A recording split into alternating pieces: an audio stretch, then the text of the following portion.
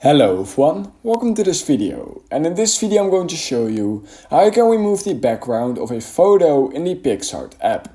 So in order to do this, the first thing you need to do is open the Picsart app, just like this. Then I'm currently just in an unfinished project, but you will most likely get to this page right here, where you can simply click on see all and you will be able to select any picture you want to remove the background of, so for example this one of my plant. Now what you're going to do is you're going to slide right here all the way to the right till you find remove background, where you can simply click on.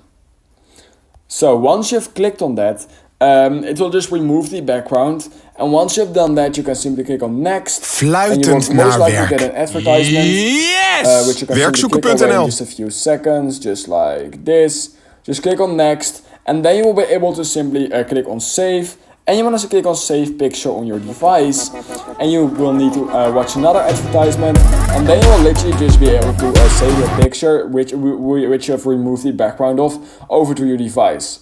You've probably noticed that I didn't actually remove the background, and that is because you do need to have premium in order to remove that background.